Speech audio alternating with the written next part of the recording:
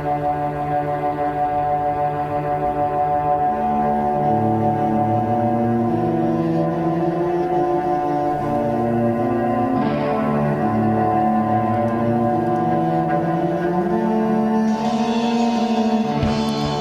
is the Nightshade Cult, a podcast macabre. We bid you welcome. Enter freely and of your own will. I'm Nick Grimm. And I'm David Graves. And we'll be your horror hosts for this dissection of Robert Rodriguez's 1996 Grindhouse neo-noir action horror From Dusk Till Dawn. Good evening. I might have thrown in comedy in there somewhere. Yeah, because it definitely is a comedy as well. It's a lot of things. It's a big genre blender. Yeah, it's schlocky. It's at super times. schlocky. And, so in this episode, we're going to just have a nice conversation about From Dusk Till Dawn. So if you've seen it, great. If not, don't worry. We'll spoil all of the jokes and every little thing. Yeah. This one feels like an independent movie, but it's not. It's not. It was made, but for only $19 million. Okay. So pretty cheap, and it box office 59. So it basically tripled its money. That's pretty solid. Yeah, I was thinking that we had seen this in the theater together, but it came out in 96 and it came out early in 96. Yeah. And so you and I had not even met at this point. No, so. I think we had met, but I don't think we were actively hanging out. No, I couldn't, because I didn't start I'm sure this has come up on the podcast that David and I met when we worked at a department store called Montgomery when we Ward. were teenagers. Yeah, and I started in the summer of 96, and this movie came out in January. Really? Because I worked there before that. Did I work there before you? Yeah, you might have, because we were in different departments originally. I started in the shoes department because my friend's mom worked in adjacent department and got me in. And then Nick was in electronics, and then I got transferred over. So yeah, maybe because I worked there like right when I turned 16. So yeah, I worked right before I turned 18. Okay, so I worked there a little long. I can't believe I didn't know that I started there before you, because we met so many friends there. Yeah. Well, yeah, for the longest time. That's where I went to college, was at Montgomery Ward. Yeah, it was a nice little finishing school for weirdos. For delinquents. Yeah. So anyways, I had kind of fabricated a memory that we had seen this in the theater when it came out, and we must have seen it on video. I think it was later. sold on video in our store. I think we had this DVD for sale. Most likely. But I don't know when I saw it, but I have seen it before this. I don't think I saw it in the theater. I wasn't seeing a lot of movies in the theater at that point because, scratch. Yeah. But I definitely saw it later. Yeah, probably as soon as it was available for home video, I started watching this movie. I think I saw it after... I was seeing a lady who was really into natural born killers, and so I started watching like anything sort of Tarantino adjacent or related. Yeah, and so I think it was somewhere in there. Yeah, 97, 98. Yeah, that sounds about right. So a lot of false memories. These things happen, and things get merged together. It definitely had been a long time since I watched it.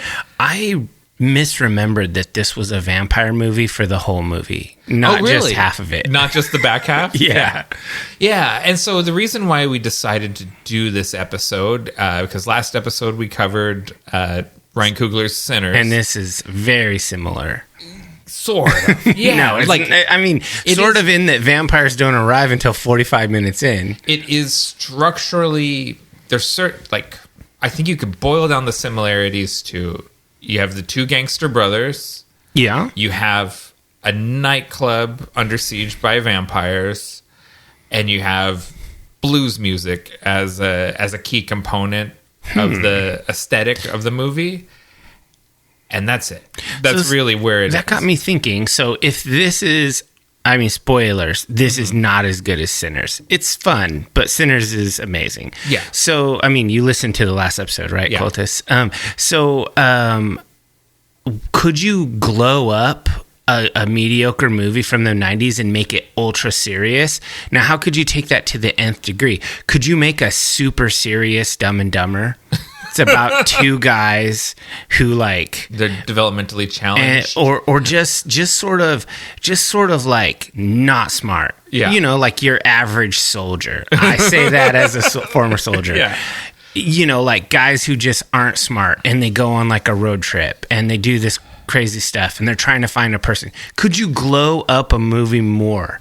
You know, I think it would be really funny if you did that, because people, like, sort of in the same way you do with Sinners, where you're like, oh, this is a lot like From Dusk Till Dawn, or a previous like art house movie from a couple years ago that people did this was Poor Things, and people started noticing there's a lot of sort of superficial similarities between Poor Things and Frankenhooker. And so like the really bad take was like that this art movie is just a remake of Frankenhooker. It's just a ripoff. Yeah. Okay. And I've definitely seen bad takes online about Sinners is just a remake or a ripoff of From Dusk Till Dawn, and they go even one further and say From Dusk Till Dawn is actually better on a representation level because it also has Latino people in it, and there's no Latino representation in Sinners. Okay. And so From Dusk Till Dawn is actually the superior movie to Sinners. I think the only people that would say that are people that are intentionally trolling and trying to they're arguing in bad faith, because it is completely a bad faith argument. Yes, I agree. Yeah, Sinners is a serious film, and this is like a schlocky Grindhouse kind of B movie adjacent style vibe. It's totally just a love letter to practical effect. Yeah, I love all the practical effects. Gruesome Grindhouse movies, and then this, you know, kind of kicks off the whole Grindhouse thing with Tarantino and Rodriguez. They make quite a few, or not a few, they make several more Grindhouse movies after this. I will say, in my investigations of this movie, I did learn that Rodriguez very often films his movies and does not use union crews, does not use union anything. Did you watch the documentary? I did not. Full Tilt Boogie? No, I did not. Okay, yeah, I have lots of thoughts on Rodriguez and his stance against the unions. I'm very much pro union. Yeah, I don't think any organization is going to be perfect, but in general, unbridled capitalist free market results in lots of negative consequences. Like if you read about the Industrial Revolution, we know what happens when there's no regulation or checks on financial power and all of that. So you got to have something, and unions are that something. Yeah. So, and you know, this doesn't fit neatly into any of the categories, so we can talk about this now. Sure. The documentary Full Tilt Boogie, that's about the production of this movie, the fact that they're getting picketed by the IATSE and then later the Teamsters is a major kind of plot point of that documentary. And Tarantino is very defensive about it, about, you know, they should do an investigation first and see if people are mistreated and they want this representation and blah, blah, blah, blah, blah. And I think, and I do give them credit for this, that coming from the world of ultra independent cinema, they're used to doing everything themselves with a non-union crew. Yeah. And this is kind of, Tarantino has hit it big with Pulp Fiction. Rodriguez has hit it big with Desperado. And they're high profile now, and they're making, you said it was nearly a $20 million movie. Yeah.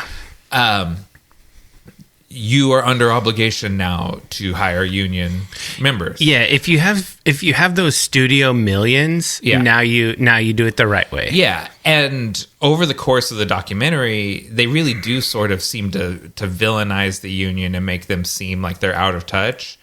But by the end of the documentary, they cave and provide health care for everyone on the crew. And it was like, that would not have happened if they weren't getting shamed in the trade publications and picketed and protested by the unions. No one would have had health insurance on this movie. And Yeah. so, and they thought that was A-okay up until they got pressured. You know, it's like, that's why we need it. You can't just let these people say, oh, it'll be fine. Yeah. It won't be fine. yeah, we're an indie movie and this is punk rock. And it's like, not anymore. Not when you get into that sort of dollar range. If you're making a movie for over $1 million, you're not punk rock anymore. I mean, 10 million, over 10 million. 10 million, maybe in 2025, but in the 90s, over $1 million is not punk rock. Because as Tarantino says that they shouldn't even look at productions that are under $10 million. And he goes, and that wouldn't count about us because we're over 10. But if you're under 10 millions, the union should just leave you alone. Huh.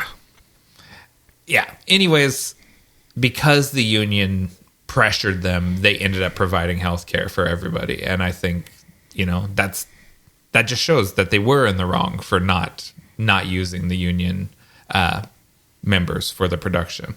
Yeah, it's just a cost savings measure that they want to do, and I get that you want to save money. Yeah. But at a certain point, these people, this is their livelihood. It's not a hobby. They're not wealthy. They don't have a fallback. These are just regular working class people, and sure, they might be willing to compromise their morals to work on or their I guess their union beliefs to work on a non-union production because it's got big names associated with it, and they think it will be great on their resume. Like, look, I worked on a Tarantino movie or whatever. And something that was very clear to me from the documentary is everyone working on this movie was doing it out of just love of the game. Yeah. Right? They're all doing it because they're in love with making movies and making these kind of movies. But you still want health insurance. That's the thing. At the end of the day, you still want health insurance. Yeah, and ultimately, they did provide health insurance for the production. Well, good on them for ultimately caving, but really I should say good on the protesters. Yes, good on the union for standing up for those people who were not represented. Because, the union does that. The union raises the floor for everybody. Yeah, and there'll be people who benefited from the union's action that also resent the union. Yeah. But they didn't turn down the health care. Right. But they don't want to pay dues or whatever exactly. The thing is. Yeah. Yeah, we've all talked to those people. Yeah, I've worked with a number of them. Well, why don't we roll the music and we'll get into this dissection.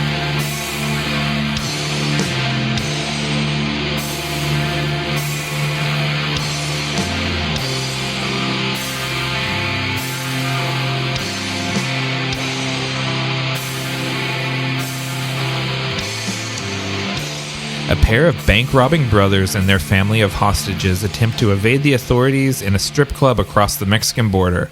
Unfortunately for them, the strip club is a honey trap used by vampires to lure victims. Yeah, it's that simple. It's almost like this movie doesn't have a plot. Yeah, you always say that. The Hood, it has a plot. It just has a simple plot. Extremely simple. Yeah. There's no B plot. There's just the one plot. There is let's see. Let me identify some B plots. The Harvey Keitel lost his faith is a B plot. Those are character development. Those are character arcs. They're not actually B plots. Yeah, but it's like he's lost his wife died. Sure, it's a plot. It is key to the plot of the movie. Yeah, I think that so this movie is really it really is like two movies. It's the first movie is the Gecko brothers just doing the old ultra violence as they try to escape from a botched bank robbery, right? Yeah, I imagine actually probably Tarantino had pictured. I could see this being one of the Vegas brothers concepts that he had, and this could have been Travolta and Michael Madsen pretty easily in those two roles. Yeah, and it's pretty dark. Like the first half of the movie, it's weird because the second half of the movie is like a crazy vampire flick with gore and crazy violence, but it feels it's just silly. It's a romp silly. At that point. Yeah, it's just it's funny. But the first half of the movie is the plot is really dark because there's, Tarantino's character is like an ultra violent rapist and like a pedo. Yeah. He's just terrible. It is very that's the weird thing about it, that the first half, the non-horror, quote unquote, half of the movie is the scary part of the movie. Yeah. And then once we get into the vampires, it's just silliness for the rest of the time. There's never any sense of anxiety. Whereas in the first part of the movie, it's very tense a number of times. And you're super concerned for people's safety because, like you said, Richie Gecko is such a fucking creep. Like, yeah, he's gross. Absolutely despicable character. It's probably Tarantino's best acting role because I think he's usually pretty bad when he's directing himself. And Rodriguez gets a pretty good performance out of him in this movie, I think. Why did he cast Tarantino? There had to have been somebody better to play opposite George Clooney. Well, okay, so yeah, let's talk about this. The story as Tarantino tells it is that him and Robert were watching TV because they're homies. Tarantino guest stars in Desperado. He has a little cameo in it. They're very tight and they're very simpatico when it comes to like aesthetics and what they're into. So they're watching TV together, and George Clooney, who's like the hugest TV star at this point because he's on that show ER and he's people's sexiest man alive. He alleges that Robert Rodriguez said that they look alike. They could even be brothers. Oh, God. And so that was the reason why they cast him in this movie. Because he resembles Quentin Tarantino so much. Man, because it's crazy because Tarantino's character, Richie, he looks like Jim Carrey from Dumb and Dumber with that haircut. Yeah. He looks so bad. He looks like he just looks like Seth's moronic little brother. Yeah, we'll talk more about this in the performances. Yeah. But it is sort of this funny thing I observed watching this and then watching that documentary, that Quentin Tarantino is incapable of acting cool. Oh, yeah. He's such an awkward dork, and even like him trying to be cool is even worse somehow. So that Richie, especially when you put him next to George Clooney, who can't not be cool. Like George Clooney cannot not be smooth and appealing, and he's so charismatic and good looking, and Richie just seems like a absolute goblin next to it. Yeah, it's just like a charisma guy and then a black hole of anti-charisma. Yeah, it's pretty funny. So we said it's directed by Robert Rodriguez, written by Quentin Tarantino off of a concept by Robert Kurtzman of K&B Effects Group, and he had the concept, and the whole idea of this movie was just basically a showcase for K&B and what they could do with practical effects. Yeah. And so they commissioned Tarantino to write the screenplay. This is before he has been making movies really of any note. With the condition they would do the makeup for Reservoir Dogs. So they did all the blood and the fake cutting the ear off and everything. And then this was going to come back around to them, kind of like it was like, we'll pay you to write this screenplay, and then when you make that movie, you're going to hire us for your Reservoir Dogs movie, and you're going to hire us to do From Dusk Till Dawn. And so this was like a back scratching sort of thing between them.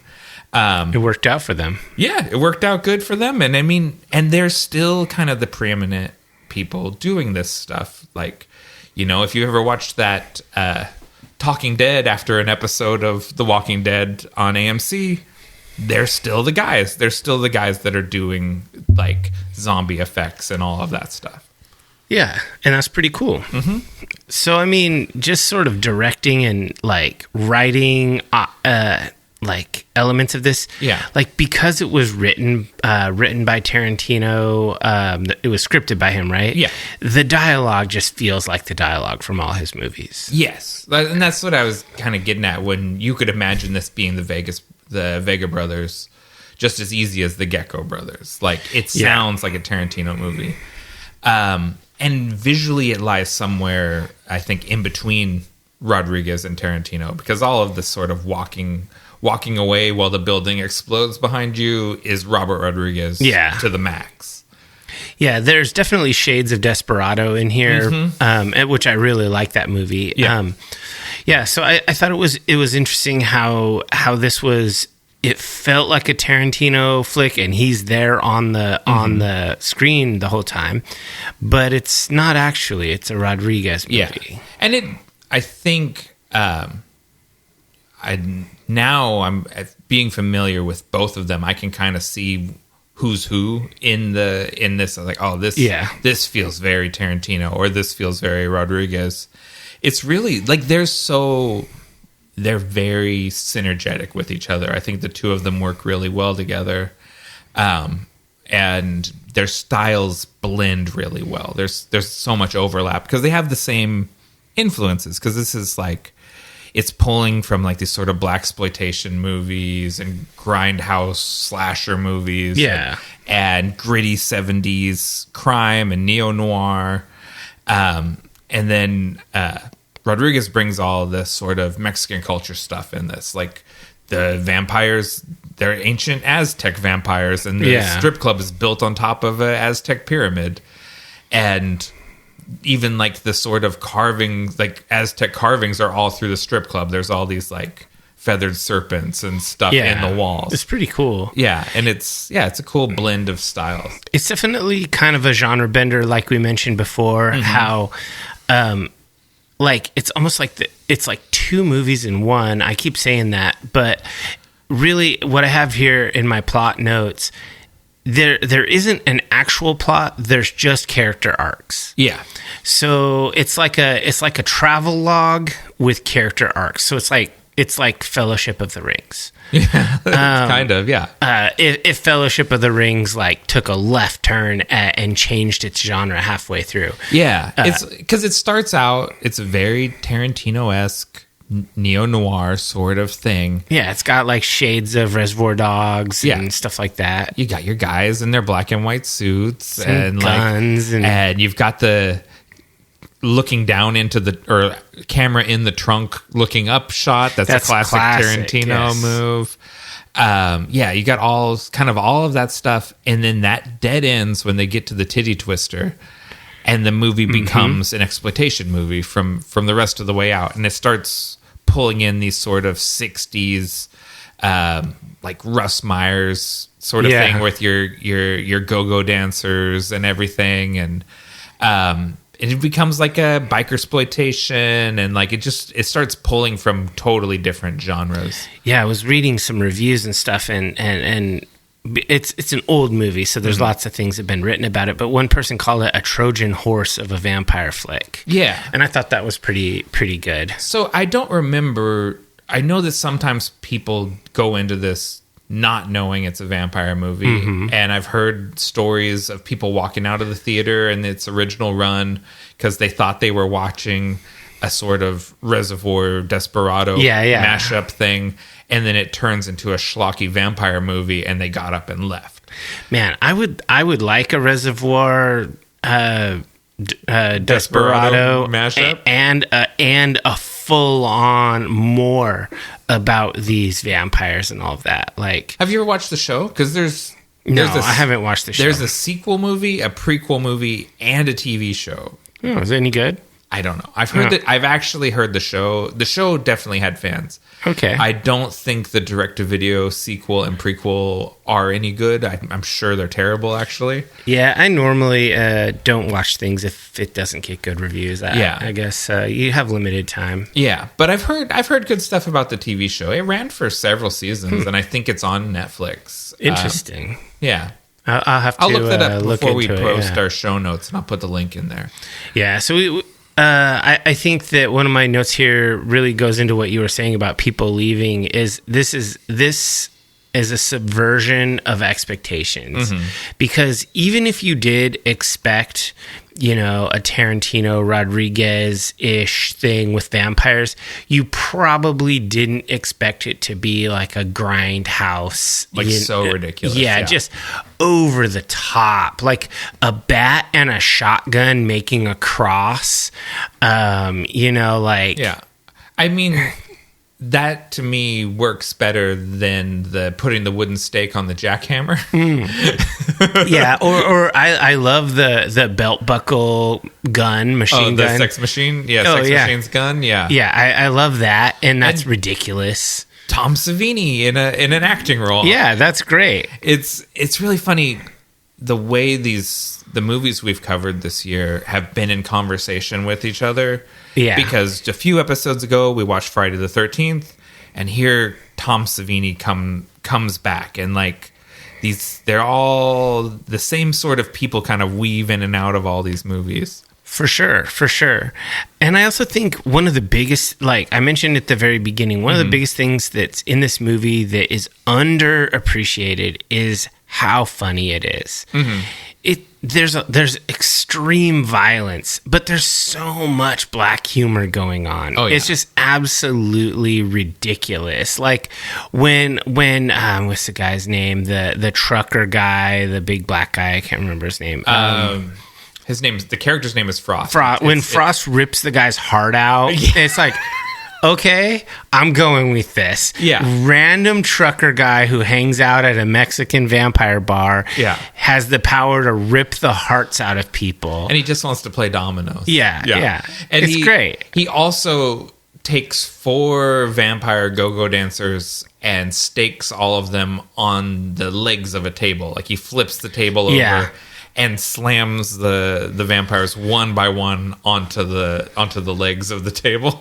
Yeah, it's just absolutely ridiculous. It's bonkers. Yeah, it gets ridiculous, and I think that's probably still in the first wave of vampires because the movie continues and only kind of becomes more absurd as it goes. Yeah, on. it actually kind of goes too long with the absurd. They go too hard with the absurdity early, and so it just keeps going. There's nowhere to go with it because you went so bonkers to start out with. I would agree with that, and that ultimately, even though I really enjoy schlocky horror and Grindhouse and B movies and all of that stuff, I do always feel like there's a point in the movie where I'm like, all right, I'm kind of ready to wrap this up. Yeah. And there's usually 35 minutes left. And you're just like, God, what else do you have to do?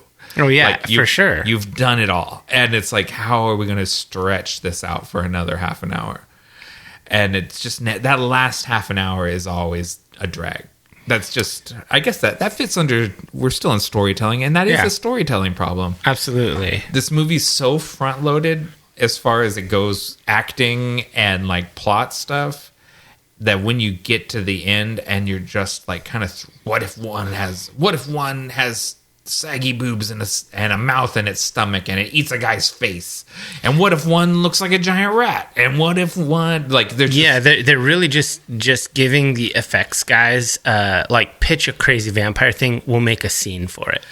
Well, that's very close to what happened because Greg Nicotero and Howard Berger and Robert Kurtzman, they were doing all these concept sketches for different vampires early on and showing them to Robert Rodriguez, and he's like, oh, that's cool, we should do that. And he just kind of was just like constantly telling him, oh, that's cool, we should do that.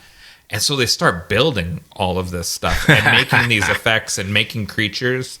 And then they get there and he's like, what is all this stuff? And they're like, you said build it. You said make this. Yeah, one. You already paid for it. Yeah, you already greenlit all of these things, and so then it's like, well, we use them now. We got to get them into the movie, and so. But it just seems like he didn't know that every time he said, "Oh, that's cool, we should do that," they immediately start building that thing. This is the difference between like this sort of movie and someone like Ridley Scott, who draws his own storyboards and tells the effects department, make this real. Yeah. And I think Robert Rodriguez does that too. I also think it's just a product of having money on a level that he hasn't had previously. Oh yeah. And you can just say yes to everything when you have, you've doubled whatever the budget on Desperado. I bet they've probably 1.5 times doubled the budget or something. Yeah. I mean, I liked it. I liked all of the crazy stuff. As we transition into visuals, I think that there are some really iconic visual moments in this movie that are the parts that you remember about it most. Like Desperado has a $7 million budget. Oh, so and almost this is triple, yeah. This is almost 20. Yeah. And so basically, like, the things you remember about Desperado, not Desperado, about From Dusk Till Dawn, are certain visual moments. You're not remembering the story. You're not remembering many of the performances, unless it was Salma Hayek's performance. Yeah, or Harvey Keitel and George Clooney give great performances. They give good, and Juliette Lewis gives a good performance. Yes, totally.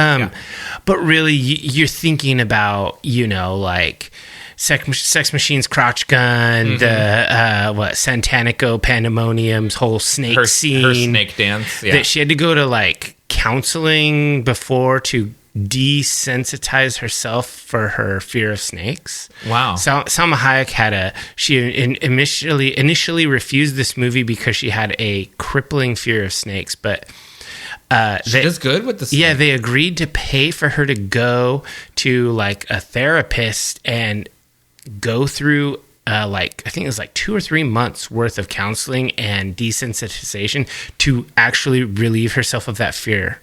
So, and she completed it. She did it. Money well spent, honestly, because it is one of the iconic moments of the movie. The snake dance is huge. She comes out with that snake and she's gorgeous, and people have copied it. Britney Spears kind of copied it later. Like, it's an iconic moment. That whole performance, you kind of forget.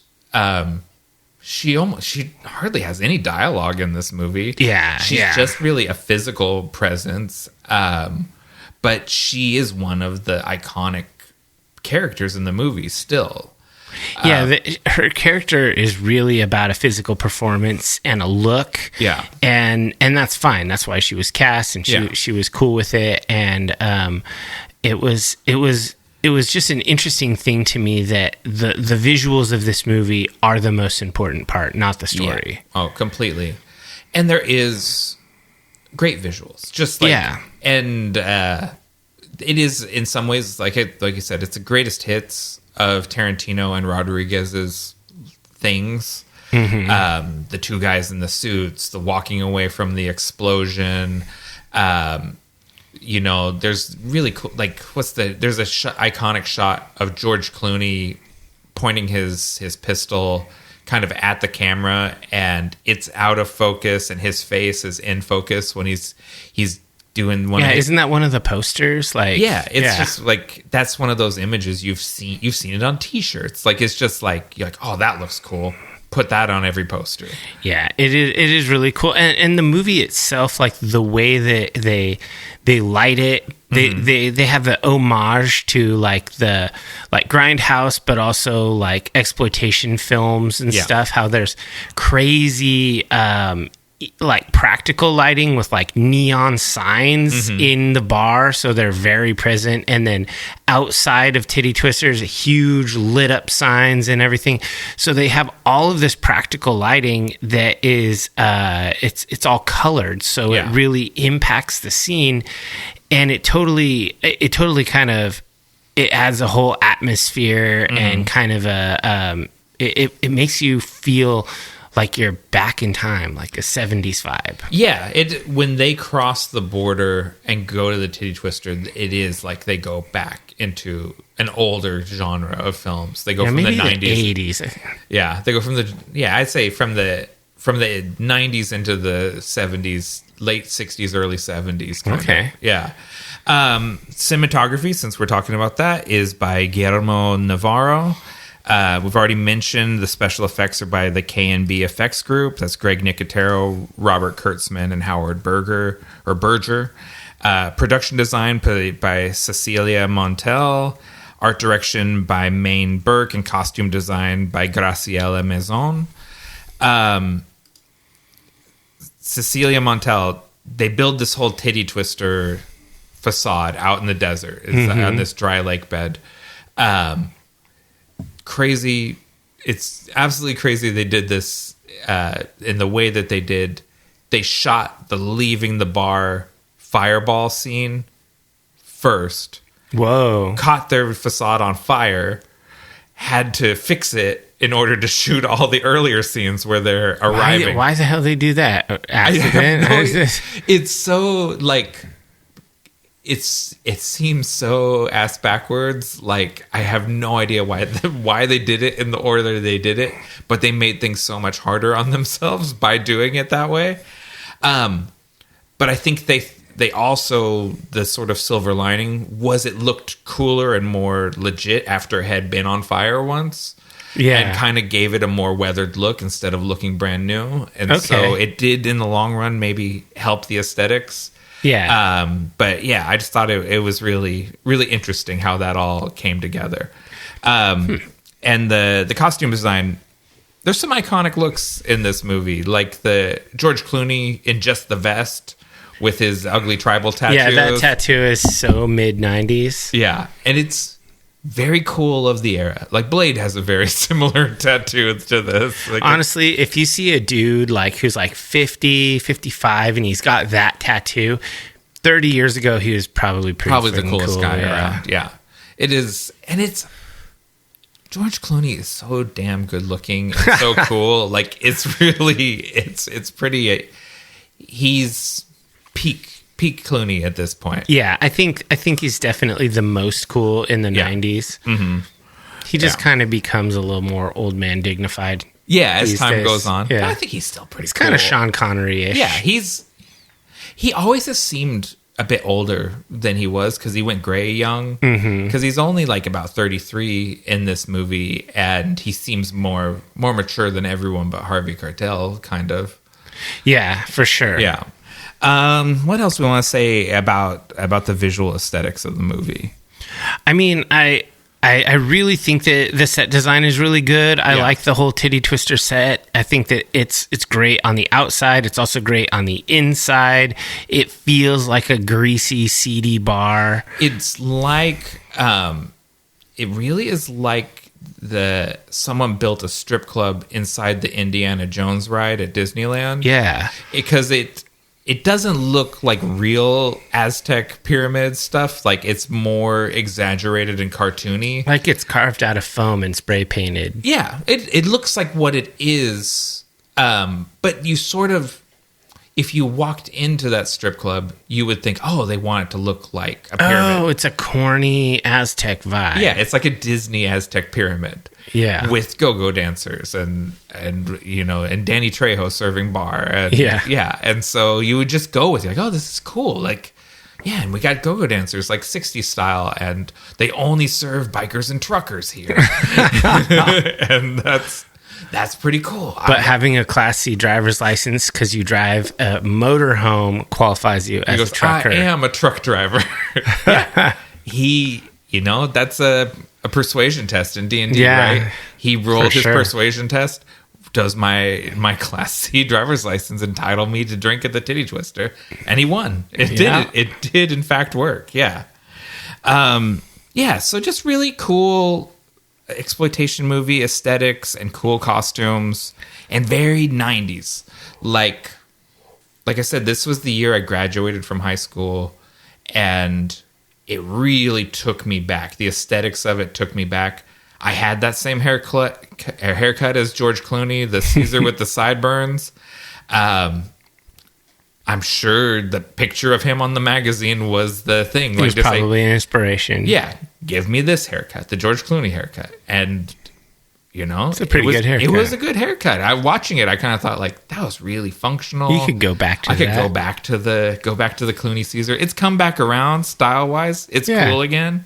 Yeah, maybe we'll see. I've got several years into growing the long hair now. I'm kind of stuck. Yeah, you're stuck forever.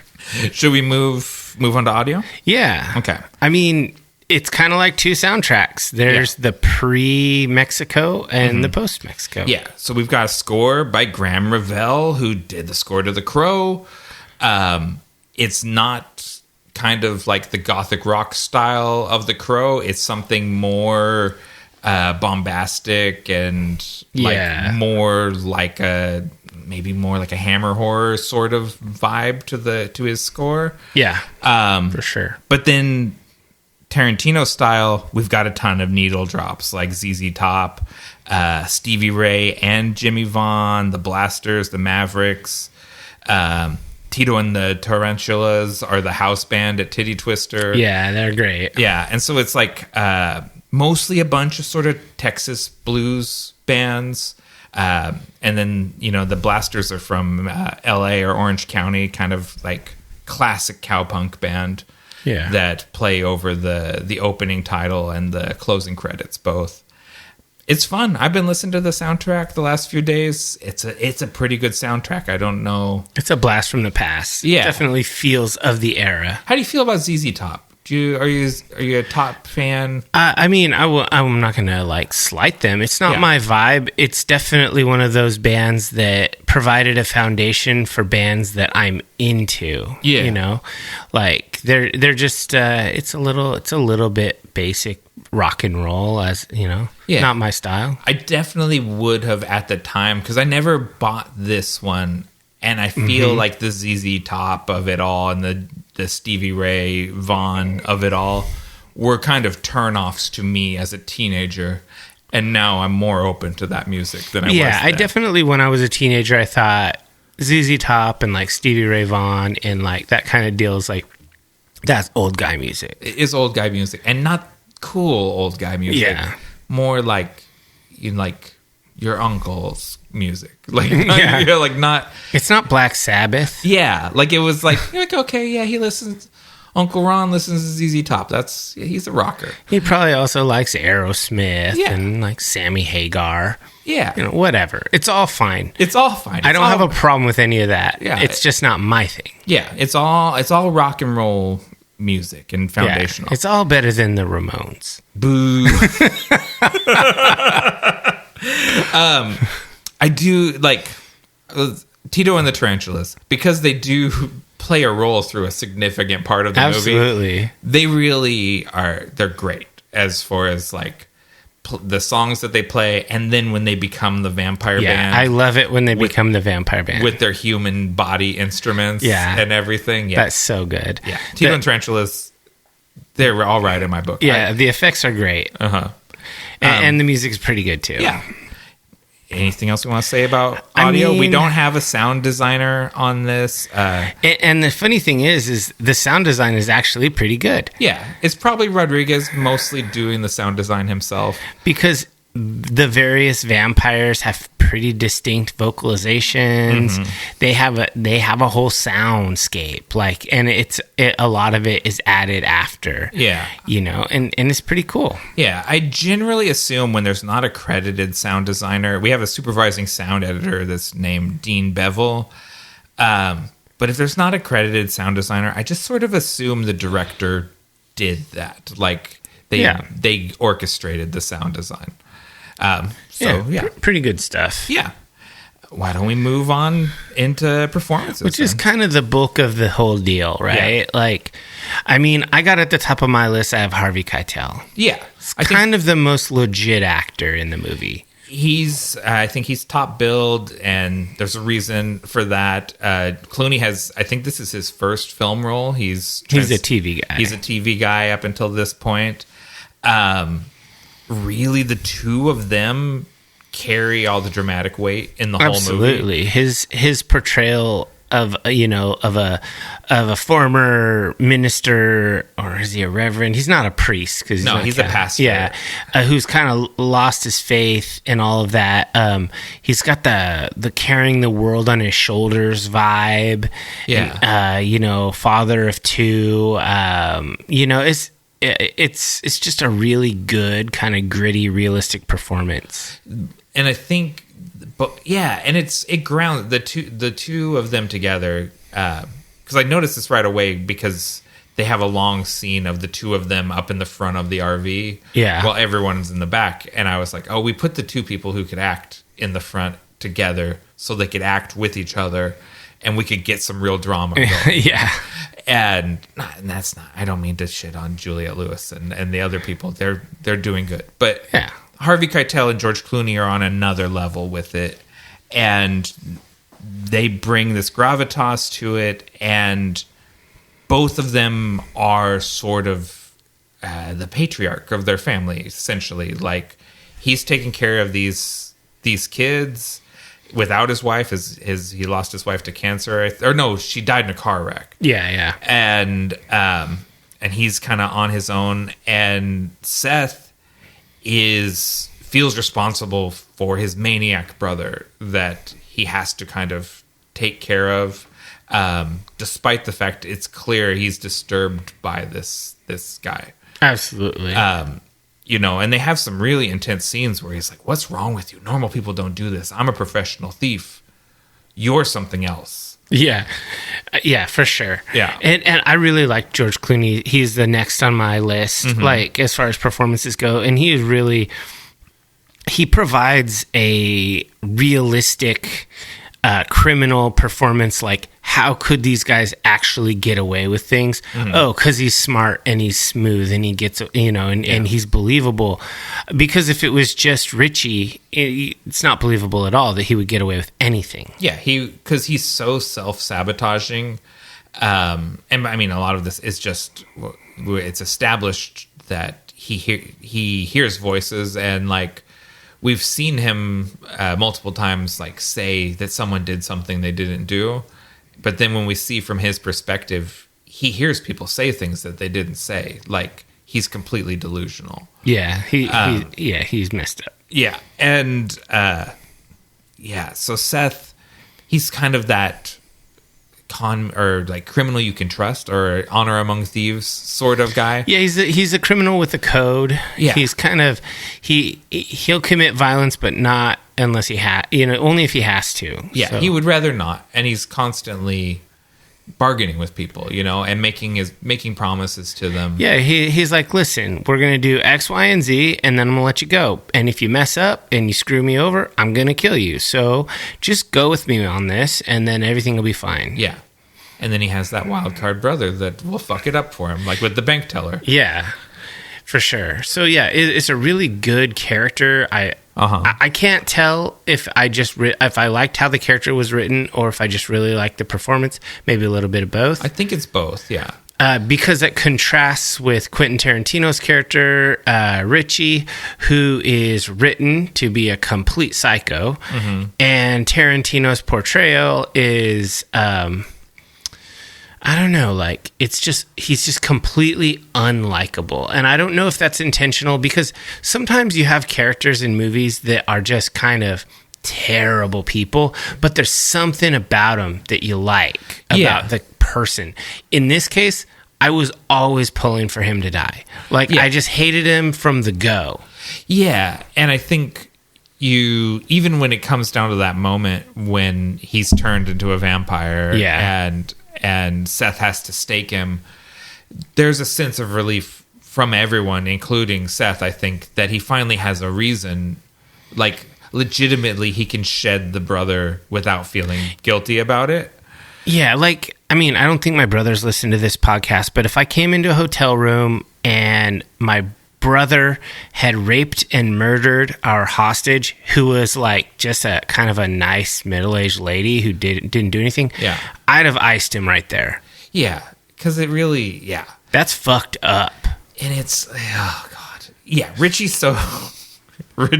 so awful, and Tarantino does play him really well. I do think, because he's acted in a lot of movies, I legitimately think this is his best performance in any other movie. Do you think he's ever likable in any performance? Because he always plays a guy you don't like. No, because he generally plays the guy that shows up and, like, scene steals and drops racial slurs. And Tarantino always sort of writes the most obnoxious person for himself. And I think he's writing the most interesting person for himself, and I don't think he knows the difference. Like, I honestly think, I don't think George Clooney's reaching really hard to be annoyed with him in all of these scenes. Yeah. And I think they are still friends, but I get the impression in interviews George Clooney finds Quentin Tarantino very annoying in real life. Yeah, too. Like they're not buddies. They don't go to lunch, but they're cool. They see each other in an award show, you know, whatever. I think they would say that they're friends, but it is clear there is sort of like, that guy gets on my nerves. I love him, but I can't stand him. We all have somebody like that in our world. Yeah, exactly. And it's... I back off a little bit on that theory watching the behind the scenes stuff because they're clearly having fun playing with each other and everything. And I know, like, I mean, this is not like Tarantino, like, he makes a point of always buying George Clooney's tequila brand and stuff like that. You know what I mean? Like, they're supportive of each other, but they say kind of little snarky things about each other in interviews, and it just... I felt like there wasn't much acting required in some of those scenes. Is what I thought. Like, he would love to kind of knock Quentin out every once in a while he's rattling on about something right behind him. That makes sense. Yeah, Quentin Tarantino, Richie Gecko. Boy, I hate Richie. He's awful. Yeah, what a creep. But pretty good performance. Yeah, it's interesting because the following year, he got a nomination for his performance for a Razzie. Yeah, worst supporting actor Razzie nomination. And when you get a Razzie for your best performance, that really speaks poorly of your acting.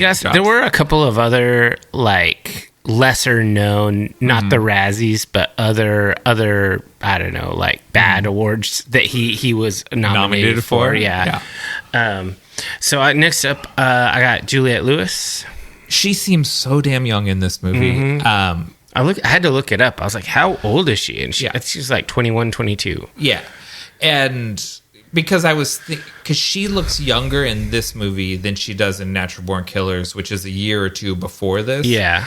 And so I was like, this doesn't compute. Like, how does this work? And it's just how they're costuming her and doing her hair. She's dressed and she's acting like a teenage girl. Yeah.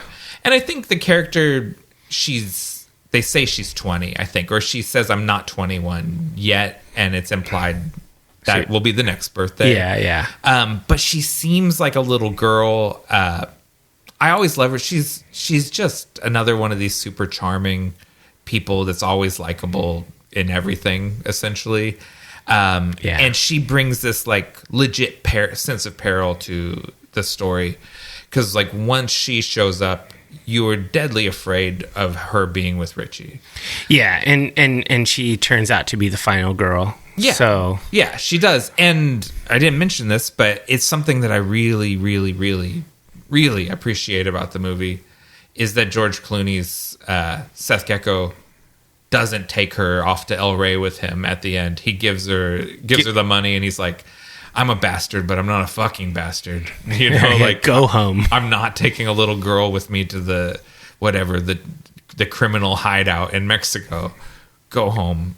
Yeah. And he gives her a cut of the money. Yeah, you know? She has a fat stack of money, and she can get in that motorhome and drive north. Yeah. I mean, she's going to have issues when she gets to the border. They're going to want to know where the people you were with and all of that stuff. Although it's the 90s, the border was much more loose. Yeah. Days. They don't remember how many people were in that car one, you know. She'd have to run into Cheech Marin again. For a fourth time. I know, because let's segue into him. Cheech Marin shows up with 3 different roles. Yeah. He's a border guard, he's Chet Pussy, and he's Carlos. He's Carlos, yeah. I feel like Robert Rodriguez really resurrected Cheech Marin's career at this point. He was someone who was a person of yesteryear. Yeah, in the 90s. Dave's not here. He's just Cheech and Chong. Yeah, and so Rodriguez did a lot to bring Cheech Marin back into the public view. Yeah, because he was really funny, like in his various roles. I mean, as the border guard, he was serious. Yeah. And then he was funny as Chet Pussy, and then he was straight as Carlos again. Yeah, I love him as Carlos, where, you know, he picked this place to meet up, and he's like, yeah, they're open from dusk till dawn. That'll be a great place because you wanted me to meet you in the morning. So this was the place you could hang out until dawn. It just totally makes sense. Yeah, it's out in the middle of nowhere. No one's going to bother us. Yeah, this total... He's like, have you ever been there before? No. I never have. I've driven by. Seems like a rowdy place. But you're into that. Yeah. So, yeah, I love Cheech's, all three of his performances. Yeah, that was fun. That was a good performance. Who else you got? Salma Hayek. Salma Hayek as Satanical Pandemonium. Yeah. Which that's the name of an old nunsploitation movie, I guess. Iconic performance. And, leave it to Quentin to write a scene for him to suck her toes into the movie. It's... Knowing what we know now about Quentin Tarantino and his feet predilection, I just take this in such a different way than I did at the time. Like, I just look at it like, it's a real creepy thing to do, to write yourself this, a creepy scene where you get to be creepy. Mm-hmm. I mean, yeah, I don't like Quentin Tarantino as a person. But I do like Salma Hayek's performance. Uh-huh. She's like this terrifying, seductive vampire queen, and she's awesome. Like the character is when she's being alluring, she's really alluring. When she's being scary, she's really scary. And she turns into like a snake lady. Yeah, I just think that this is just like a really good. I wouldn't call it understated, but it's not very verbal. It's a physical performance. It's a physical performance. It's a seductive dance, and then some action once she turns into her snake form. Yeah, it's pretty darn good. Yeah, iconic. It's very iconic. It's one of when you think of this movie, her coming out with the snake is one of those images that immediately jumps to mind. Really, you think of Clooney being cool with a gun and Salma Hayek with a snake. Yeah, that's like the vision of the movie. Those are kind of the big ones. Maybe Harvey Keitel with the shotgun cross. The shotgun cross, maybe. If you're a nerd, if you're deep into it, if you're serious about this, if you don't only focus on the hot ones, they have the halo effect. Yeah. Ernest Liu as Scott Fuller. He got the introducing Ernest Liu as though it was the start of a glorious career. Let's see. I don't know that he's done a whole lot. Honestly, it wasn't a very memorable performance. It was just whatever. It was mediocre. Yeah. No, I would not argue with that, unfortunately. It's just not remarkable. It was just also there. Yeah. And it's he has not done a lot. It does not actually spark a long-running acting career. He's got seven roles on IMDb, and most of them are television. There's a bunch of small, like much smaller parts in here that I liked that I want to call out, like Tom Savini as Sex Machine. Yeah. I love that. He's cool. He's badass. He's a biker vampire fighter, and then he's a vampire. It's a great comedic performance because you have all this goofy stuff where he's turning and he's trying to hide it. Yeah. Like he's like the hand changes and try to put his other hand over it. It was very. It reminded me of Buffy, which I think the movie was maybe the year before this, or like they're kind of around the same time period. It very much reminded me of the humor in Buffy. Yeah, it's like he kind of was playing the Paul Rubens character. Exactly. That's exactly what I thought of, was the Paul Rubens vampire. Yeah, who's really funny in that. So yeah, I really liked it. Danny Trejo as Razor Charlie. Yes. Awesome. I love Danny Trejo, and you kind of forget because you're used to him as being like a craggy old man. Danny Trejo used to be kind of a unit. Yeah, 30 years ago, he didn't look old. Yeah, it's crazy, right? How'd that happen? He didn't look old 30 years ago. Like, I was like, oh yeah, Danny Trejo used to look ripped and scary and kind of hot in a scary way. And Yeah. And he's the only character over the 3 movies. Razor Charlie is the only one that appears in all 3. Okay. I don't know how that works in the sequel because he clearly dies he and turns into a pile vamps of goo. out and all that. Yeah, but somehow he's in the sequel somehow, and he's the only guy that does that. We'll talk about recurring roles. Michael Parks as Texas Ranger Earl McGraw. Yeah. That's a character that keeps showing up in Tarantino movies, I think. Okay. I mean, I like that character. Yeah. His scene with what was it? John Hawkes, Pete Bottoms. That scene in the store, that's a great scene. Yeah. And that's just good good, like the peak Quentin Tarantino dialogue. It's got uncomfortable laughs in it. They use some words that we don't use anymore. Yeah. And things, and just classic Tarantino where you're like, oh, he said the R word. Yeah. You know, and it's that's a really good scene. Yeah, and both of those actors, even though they're the size of their role in the movie is generally small. Mm-hmm.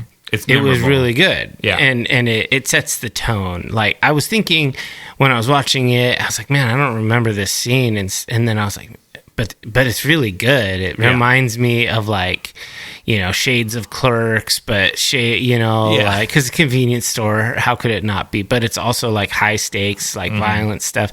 So it just seemed like it was going to go somewhere great. Yeah. Fred Williamson, you already mentioned as Frost. As Frost, yeah. You know, this feels like a Tarantino pull because he always is bringing these people from the old blaxploitation movies back. And yeah, Fred Williamson's in a ton of great blaxploitation movies in the 70s. He's kind of one of the big guys of that genre. And he still was good at doing the action and stuff in this movie. Yeah, I mean that was the last one I had on my list for notable performances. There were others, obviously, but not big roles. We already mentioned Tito and the Tarantulas as the Titty Twister house band. And that's really that's all I got on my list. Yeah, for sure. We're cruising through this. What's your personal highlight? I was thinking about it, and I gotta say the very first bar fight where they all vamp out for the first time, and it's because it's just crazy and over the top with gags, like funny vampire things, one after another. You get to see the band, you get to see all this crazy stuff, Sex Machine's gun, the whole deal, and it's like, wow, this is gonzo. How could they get any more crazy than this? Well, they don't. But so I feel like it actually, like, the kind of the crescendo of the movie is like 40 minutes before the end. Yeah. So that's my highlight. How about you? Very similar. Yeah, I was going to say it's really kind of from the moment they sit down or like get their drinks at the Titty Twister through the first action sequence of the Titty Twister is the peak of the movie to me. Yeah. You've got Salma Hayek's dance in the middle of it, and you have kind of the best vampire action, I think, of the movie. The later vampire scenes, I feel like we're just like, we also have one that looks like a rat, and they're just kind of pulling everything out. It's the part of the movie that seems like they plotted it out thoroughly and like had an idea what they were going to do. Yes, and it was very intentional. Yeah, and so like it's probably a good 20 minutes of the film from when they say you have good character stuff with Harvey Keitel and George Clooney, like, because Clooney wants to go and fight with that guy. Oh yeah, and they have that great exchange where Keitel is like, "Are you so much of a loser that you can't tell when you've won?" Oh yeah, I love that. And it really great. Like. He's like, what did you call me? He says, I didn't call you anything. I asked you a question. Are you so much of a loser that you can't tell when you've won? Yeah. You've won. Enjoy it. And it's like undeniable. Like he just sort of like tough guy to tough guy broke it down. Like, don't mess up your own win by ruining exactly. it. That's what your idiot brother does. There's about a 20-30 minute span in there, basically, that part you're talking about, with maybe a little bumper before and after. That's really the most enjoyable parts of this movie. Yeah, it's right. It's where the two pieces meet, right? The crime heist movie and the vampire movie come together, and it's wonderful for a little bit. Yeah, it's like okay, this was what they were thinking of. Yeah, this is what they wanted to make. Then the first half of the movie's prologue, and then how to get there. And then after this part, the golden hour or whatever, it's just extra shit. How do we end this now? Yeah. Now we need to wrap this up. And this is the point where, like, this is the stuff we wanted to do. And it's just so much fun when you're in that.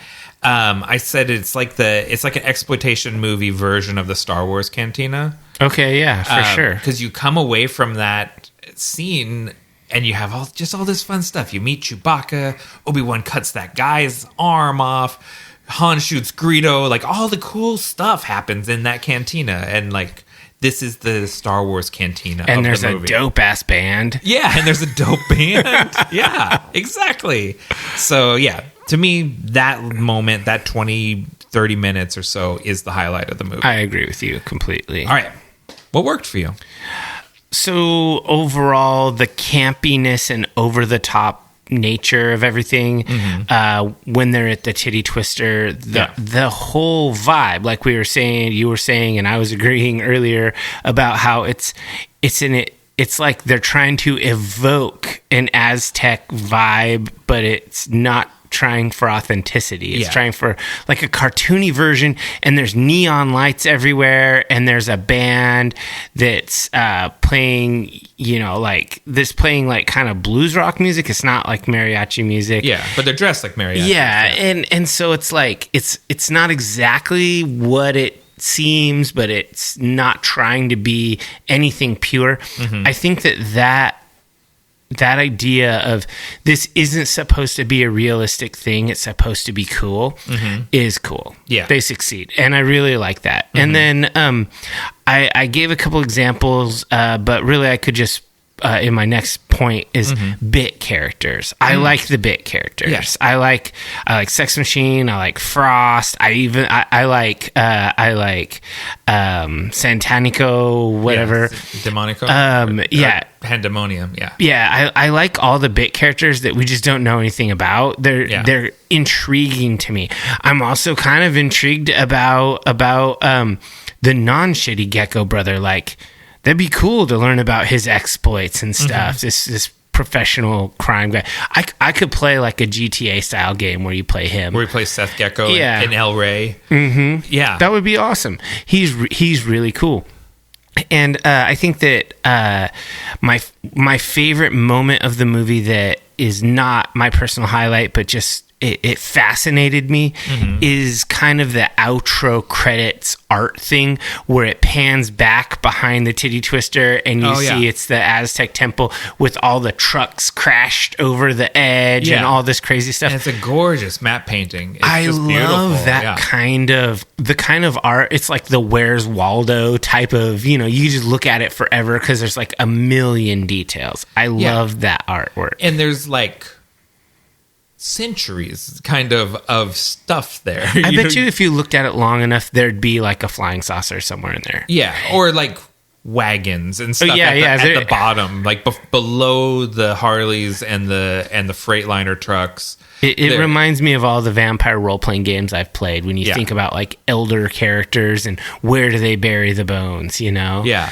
And I just thought that was really cool. It is really funny to just do we assume every night they kill all the patrons? No, yeah. And then just push all their trucks off the side of the cliff? Yeah, I don't know if that will work every night, but maybe just special nights. Just special nights, yeah. Just when the mood hits. Yeah. Yeah. But they've clearly been doing it for a long time. So what about you? What were for you? The 90s vibes is the first thing I have.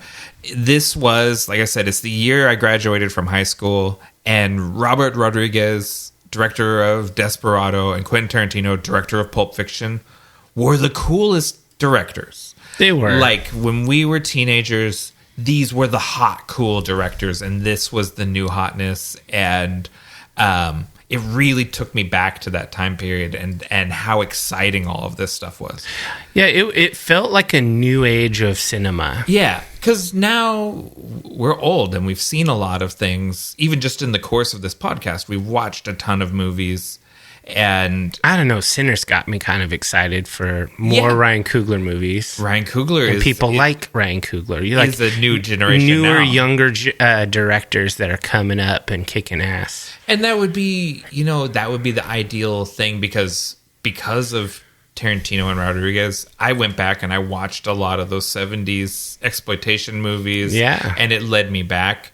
So if you're a young person and you see Sinners and you're like, what else is like Sinners? And you're like, oh, you should watch From Dusk Till Dawn. And then you watch that and you're like, what's like this? And like, oh, John Carpenter's Assault on Precinct 13 is an influence on this movie. And you're like, oh, I'll watch John Carpenter movies and then go back and watch Psycho and just keep like moving further and further back.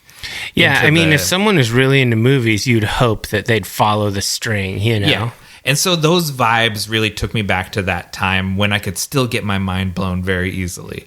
I think George Clooney and Harvey Keitel, like you talked, it's a great ensemble, but their two performances give a grounded anchor that holds this movie together because otherwise it just flies off the tracks. Yeah. If it's not for the two of them actually taking the material seriously, this unserious material, they're acting as though it is serious. Yeah. And they hold this thing together when it's going all over the place.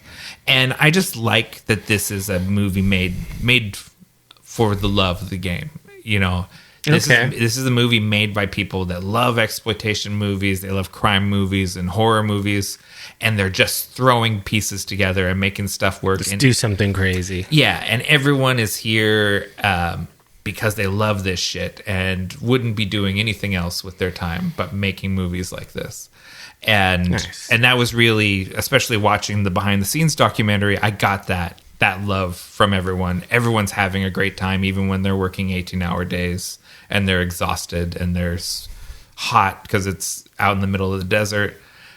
They're doing it because they love it. Yeah, it reminds me of like when you watch the interviews for Mad Max movies. Yeah. Oh, it's very Mad Max. It feels like that, but with way more money, way more resources than Mad Max. All right. What didn't work for you?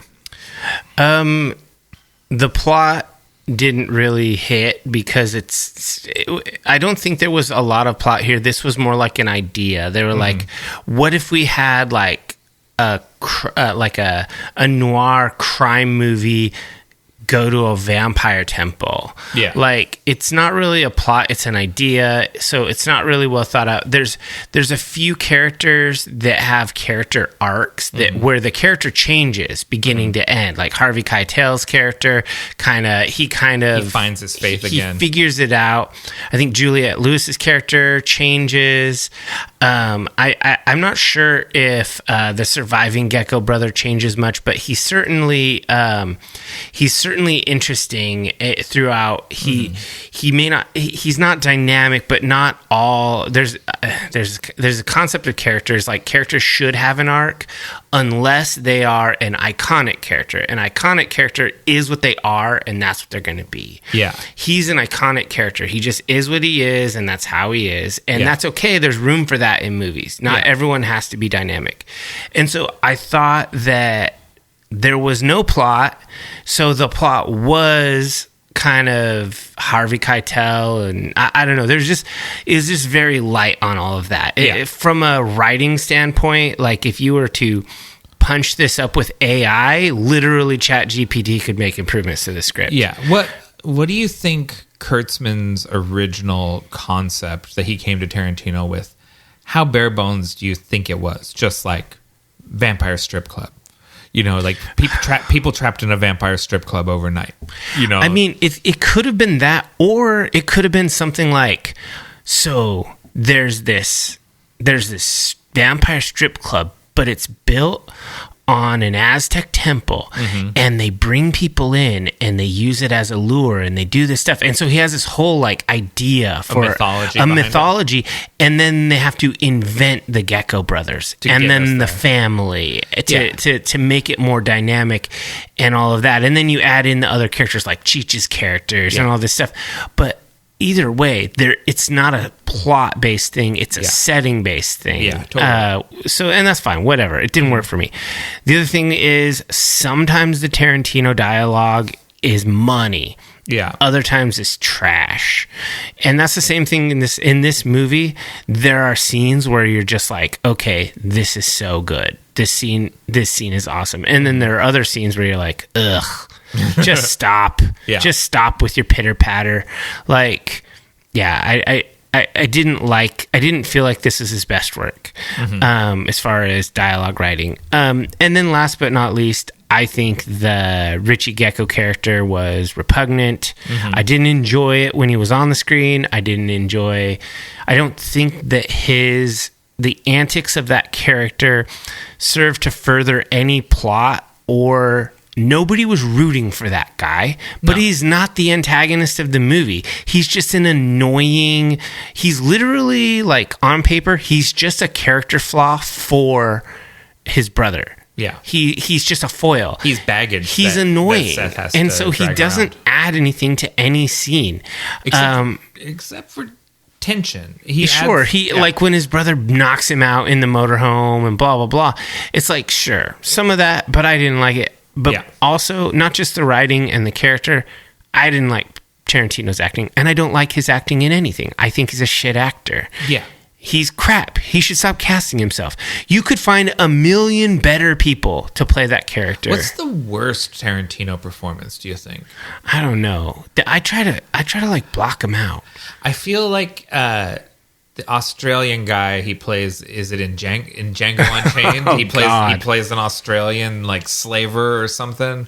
Something really terrible, so he can say the N-word a bunch, right? Yeah, and do a bad accent that he can't quite even pull off.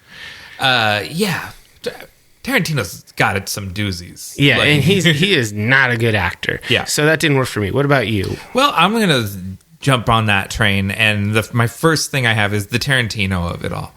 I have to admit it, I just get tired of his shtick. Like, I think he's a great director, and he's directed some movies I absolutely love, and I think he still makes really good movies, and I'm a huge fan of his. But I get so fucking sick of him at the same time. I feel like George Clooney, where, like, I really like this guy, but he gets on my fucking nerves. And we get a lot of him in this movie and he's given himself such a horrible troll of a character to play. And he's hamming it up and loving life playing this character. And you just hate the character. And it kind of makes you hate him while you're watching it. Yeah, I mean, I totally agree. I hate that shit. Yeah, and so I just get sick. I get sick of his little boy shit where, like, saying the words that we don't say, saying the N word, saying the R word, saying, it's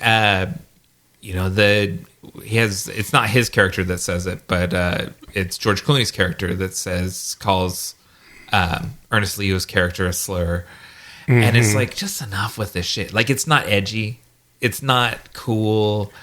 It's just, like, cheap. Yeah, that's what I was going to say. It's cheap, and you can add tension, you can add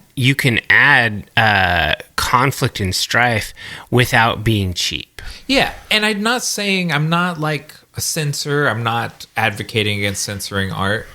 I think there is a time to use those triggering words and things like that when they serve a story and they're not just there as shock value. And not to constantly compare the two, but in Sinners, there's a horribly racist guy, and he calls them boy and whatnot, which when he's calling them that's pejorative and essentially a slur at that point. Yeah, that actually is worse. Like, it actually hurts more than Tarantino saying the N-word. Yeah, and so you can depict racism and hate without being cheap. Yeah. It can be done. Yeah, but Tarantino goes for the easy, cheap way too often. Yeah, the low-hanging fruit. I'm going to say slurs that people don't like to hear. Yeah, and it'll shock the audience. Yeah. So anyways, the Tarantino of it all. Number 2, I call this sort of movie 10 pounds of shit in a 5-pound bag. Absolutely. There's just more shit than fits in the movie, and putting 5 pounds of shit in the bag would be perfect, but we put 10 into it, and so it's splitting at the seams. And so I just think the longer it goes on, the more it kind of falls apart and the more it loses me as we go into the siege just goes on. And like the vampires fully wait for them to have a montage while they build anti-vampire weapons back in the in the back room. Absolutely. By that point, it lost me. And they're like, are you done back there? Are you done carving wooden stakes and blessing holy water? Making a whole bunch of holy water super soaker action. Like, why? Why are they just waiting at the end of the hallway? Didn't they have that in Lost Boys? Like, wasn't that already a shtick? Like, yeah, there's a little bit of Lost Boys kind of rip off there. I think at least the Lost Boys characters did it in the daytime before they went. Absolutely. Before they went to fight the vampires. And then finally, we mentioned this at the top of the podcast. During research, I discovered that this was a non-union production and that there was actually a big conflict about it. And they had to be picketed and shamed and protested until they finally gave health care to their employees.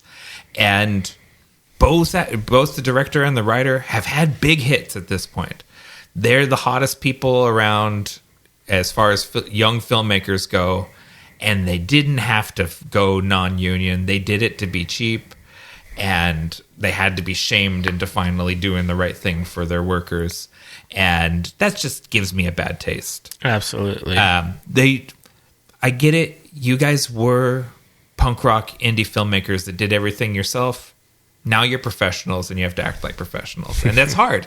It's hard to go from being the indie guy to the professional guy, but there's a better way to do it. Absolutely. All right. Final thoughts and ratings? I don't know. I thought this was going to be a tough one, but actually it wasn't. It's a 3-star movie. It's pretty all right. Yeah. I enjoyed the movie. I have a lot of fun with this. I'll definitely watch this again in my life.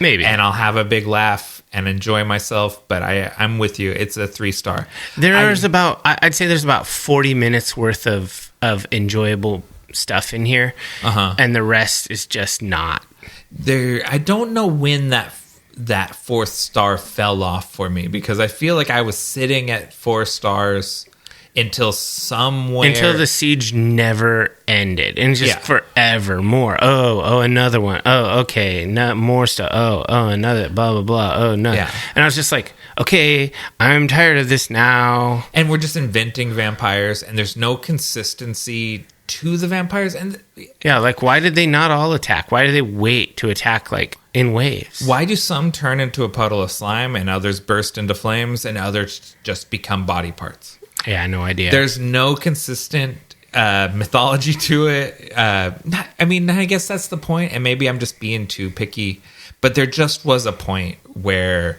I was like, oh yeah, 4-star, this movie's great, and then that last star just fell off, and I still had 20 minutes to sit through. Absolutely. Same exact thing. There was somewhere in there 3/4 of the way through the movie, I was like, 3 stars. Yeah. You've gone on too long. You could, if you had wrapped it up earlier, this was a 4, easy 4. I wanted to give you a 4. Yeah, I wanted to like it more. In my head, this is 4-star movie. But no, yeah. So we're in the same boat. 3. What's our Metacritic and everything? IMDb 7.2, Rotten Tomatoes 6.5, and Letterboxd 3.5. Yeah. So yeah, we're in the ballpark somewhere. Yeah, they're a little more generous, but that's because they do decimals and percentages. Yeah, I was listening every once in a while when we're covering something like this. I'll put on the Church of Tarantino podcast. Yeah, and I mean, it's clear with a name like that, they're worshippers of Quentin Tarantino. And I actually just turned it off because they were glazing this movie so heavily. And like, it's Robert Rodriguez's best film? No, it isn't. No. And they're like, it's one of Tarantino's best. It's his best acting performance. Maybe, but that's a low bar because they're all bad. And I was just like, guys, you guys are just like drinking the Kool-Aid too much, even for me. As a fellow fan, I find it like distasteful how much you're championing this. Hard pass. All right, let's roll some music and we'll come back with the final thoughts.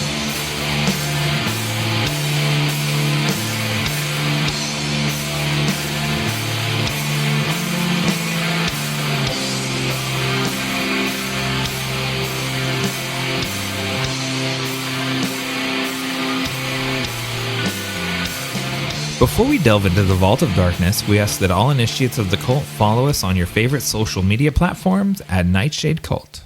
If you've enjoyed this content, help us grow the cult by sharing it with like-minded people and leave us a review wherever you listen. Do you have any dark tidings before we pull our stuff out of the No, vault? I don't. Okay, neither do I. So let's see. What are you pulling out of the Vault of Darkness? All right, I want to do a vampire movie. Good. And so I was thinking, we've done a lot of vampire movies on this podcast, but not one of my very favorite vampire movies. So I want to recommend it.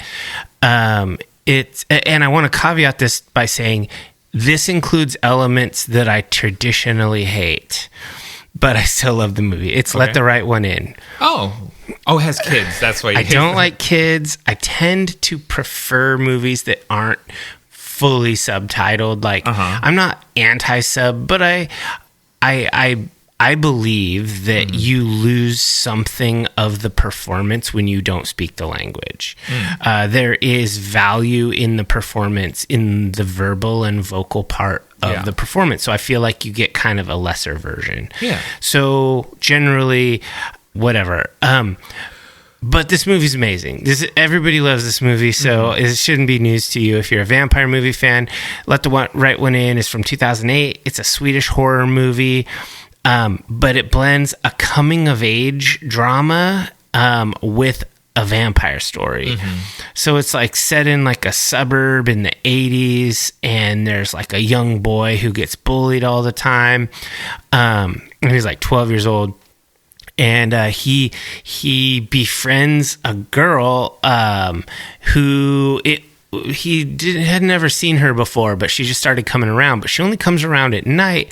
But remember, at that northern latitude in the winter, it's night all the time. It's night really early. So like he's outside playing and it's dark because it's 5 o'clock, right? Because that's just how it is. And so he sees her and they become friends, and she seems to not mind the cold, and she notices him getting bullied, and then some killings start happening. And she's doing the deed because she's a vampire.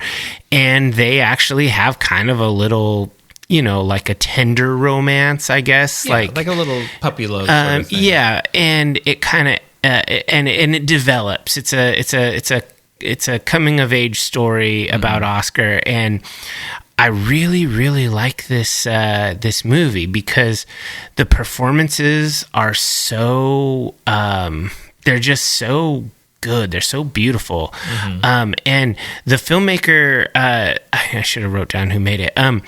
They searched for the right leads for a year, going around and doing casting calls all around Sweden in different places just to find the right people to play Ellie and Oscar. Director is Thomas Alfredson.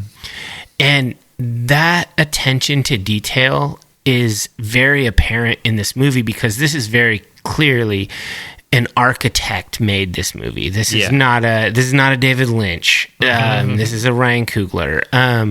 And I just love it. It's so good. And here is the best part. Okay. It's currently free on YouTube. The official version. Yeah. You could just watch it. It's on YouTube for free. Okay.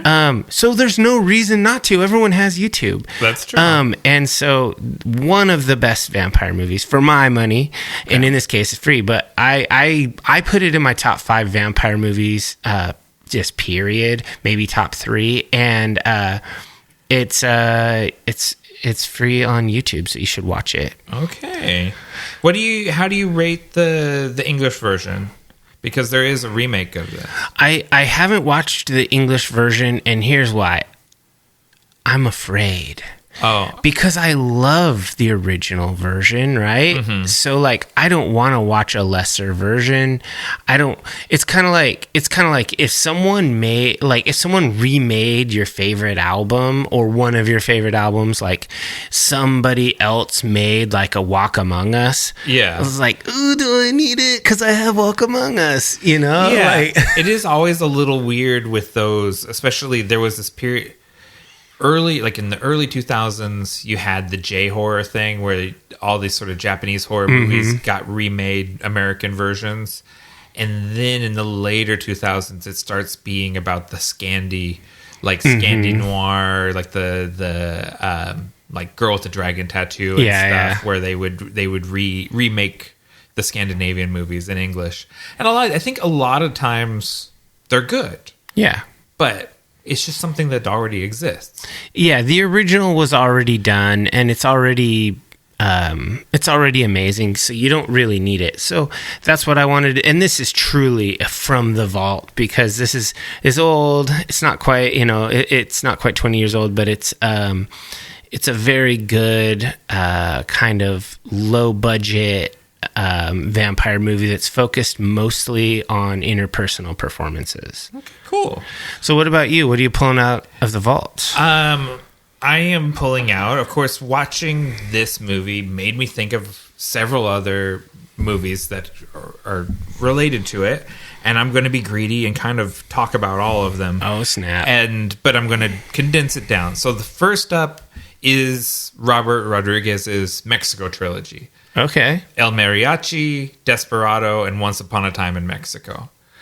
I haven't seen these movies in a long time, so maybe I find they're not as awesome as I remember them being. I've only seen Desperado. In my recollection, Desperado is peak.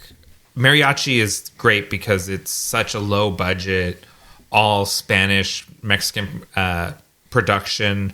Robert Rodriguez is writing, directing, and shooting it himself. He's Mexican? No, he's Tejano.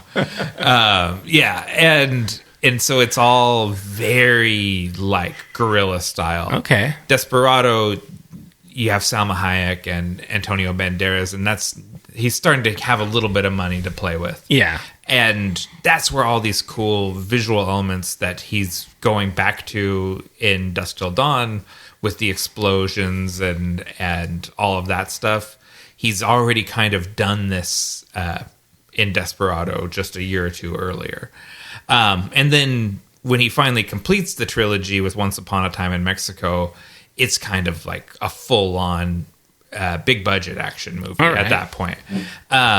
And to me, that was always actually the weakest of the three movies, because I think something of the character of the movies is lost when you have so much money to play with. Like some of the innovation and the sort of like DIY feeling of the earlier movies is not there for me in the third one. But anyways, the Mexico trilogy, and then of course the other thing that watching this movie made me think of was the Grindhouse double feature, where Tarantino and Robert Rodriguez both made a film, and they released them as a double feature. And it had trailers for movies that they were hoping maybe that they would also make. And as far as I know, only one of those movies ever came to fruition. That was Machete with Danny Trejo. But like Rob Zombie did a trailer for, I think, like Werewolves of the SS or something like that. And Eli Roth did a trailer.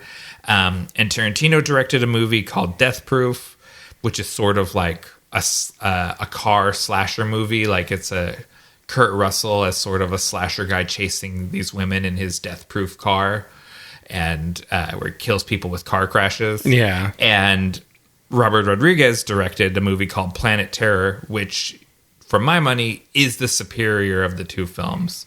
And it is just a bonkers sort of like radioactive zombie movie sort of thing, where like Rose McGowan has a gun for a leg and like it's just insane, and it's so over the top and silly, and has a great cast. And I just think it's a lot of fun, but it's a completely ridiculous movie front to back. But it's ridiculous in a way that I go along with it through the whole thing. Like, it doesn't lose me in the way a lot of these sort of schlocky movies do. I find it fun front to back.